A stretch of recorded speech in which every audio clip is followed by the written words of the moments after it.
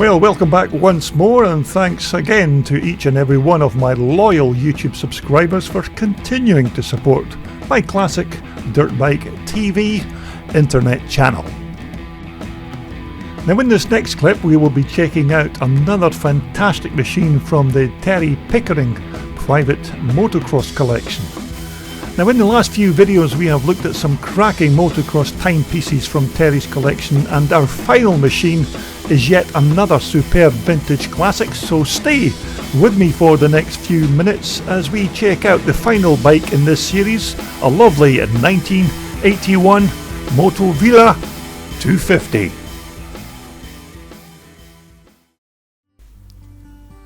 Now this 1981 250 MX Moto Villa is yet another brand new unused Italian classic that has survived in a private dirt bike collector's museum in Belgium, prior of course to being purchased by Terry. Now once again the bike is new from 1981 and has never been started or had a drop of fuel put through its virgin motor.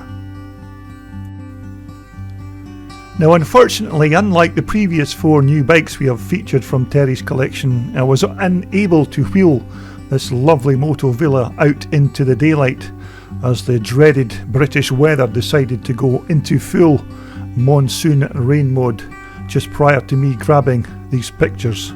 So I had to make do with a photo shoot inside one of Terry's workshops, but hopefully during the summer months I will return and conduct a more comprehensive and detailed video of this bike for my YouTube subscribers. Now Moto Villa was the brainchild of Italian engineer and motorcycle racer Francesco Villa, who was actually a rider and engineer for Ducati in their early years. Now Francesco's brother Walter was also an accomplished motorcycle racer in Italy and rode Ermacchi motorcycles for Harley Davidson. Now the two brothers were brilliant engineers and built many different makes and models of machines during the time they were in the business of motorcycle manufacturing. But it was in 1978 that Moto Villa launched their MX series, which they began constructing in 1979 with this 250 bike. Now they also had a 350 and a 410 version of this bike, which was available in motocross and enduro versions. Now although the Moto Villa name might not be familiar to many of our overseas YouTube subscribers, but here in Europe and in their home country of Italy, Moto Villa were hugely successful, and their two-stroke motors were winning championships on a regular basis. But these two-stroke motors were not only used in motocross machines, they were widely successful powering racing go-karts. Now the engine is a 250 single-cylinder two-stroke with a 6-speed gearbox and the standard wet multi-plate clutch. Now the engine had a bore of 70mm and a stroke of a 64mm. Now the ignition was by the hugely popular Motoplat electronic system, which was used on many of these motocross bikes from the 1980s, including of course the mighty Micos. Now these 81 Moto Villas were using the tried and trusted Bing carbs on their 250 machines. Very good and very reliable carburetors, and produced lots and lots of raw power for these little 250 motors. As mentioned previously, these bikes had a 6-speed gearbox, which was more than adequate for your average club rider. Mind you, this bright red paint colour scheme on the Villa motor might not be to everyone's liking, but for me I think it's very striking and goes well with the white and red of the tank and frame. and it's not unlike the actual colour scheme of the old Honda 250 Red Rocket when they were first introduced onto the market. Maybe it was just to have to help Villa maybe have the same appeal as the 250 Honda. Now once again 38mm Marzocchi forks, with this of course being an Italian machine, but Marzocchi, remember, supplied a multitude of different motorcycle manufacturers with their suspension systems, and not just this Moto Villa. Although when you consider that this bike is now almost 40 years old, it's absolutely amazing the condition of the paintwork on this featured bike after all those years. But nevertheless, these Marzocchis were still not the best of their time, but they were still very decent front suspension systems for the period. Now once again, Italian Corti-Cosa rear shocks with those piggyback rear suspension reservoirs, and this was just before Villa began moving onto a single rear monoshock unit just about a year later. So this is really another reason that this iconic bike is a bit special. As you can see, our particular Moto Villa was fitted with a plastic airbox. Now although these Corti-Cosa suspension units looked the part for 1981, in reality these were just adequate suspension units at best. Now Moto Villa in 1981 were still using the good old tried and trusted brake shoes and standard brake drums on their machines, and if I remember correctly, I think these were Gramica brake hubs that were fitted to these Moto Villas, but they still had decent stopping power for a 250 machine. Now as far as I can tell, the bike still has its original Acront alloy wheels, and once more, as you would expect, it also has its standard Pirelli tyres still fitted. Now, as far as I can remember, these Moto Villas in the 1980s had fiberglass tanks as opposed to the more popular plastic tanks that you normally see.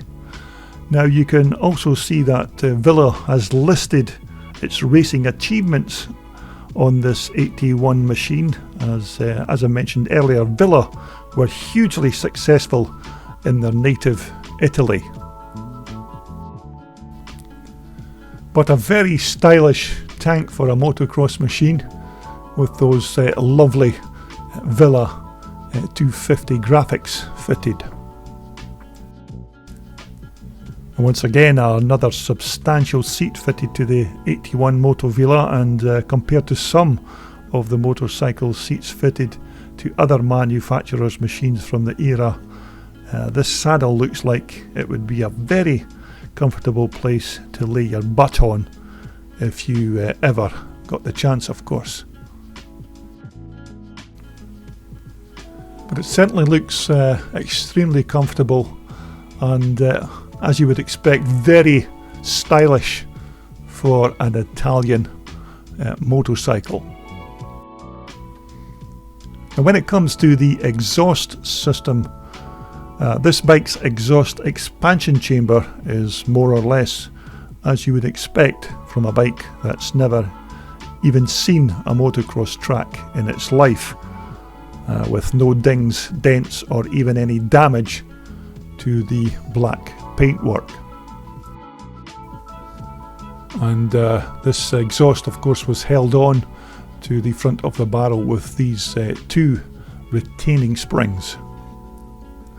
Now the steel expansion chamber naturally led on to this alloy tailpipe, which again is in very good condition considering it's 40 years of age. Now the plastics for this 81 Moto Villa, supplied by Still Motor, a very reputable European plastics manufacturer who made a multitude of different types of plastics for motocross machines, including mudguards and other pieces of plastic hardware.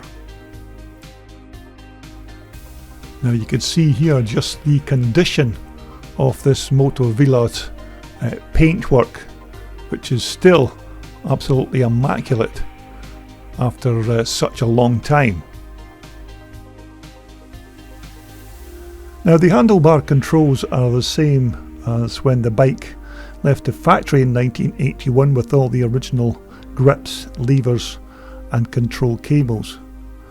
Now the only slight bit of corrosion I could see was on this, what looks like a Gunnar Gasser throttle, and you can just about see that the grip securing wire is just showing a bit of a sign of rust, which is not surprising considering the bike's age. But overall the bike still looks superb, and these side panel plastics look like they have just been fitted straight from the factory.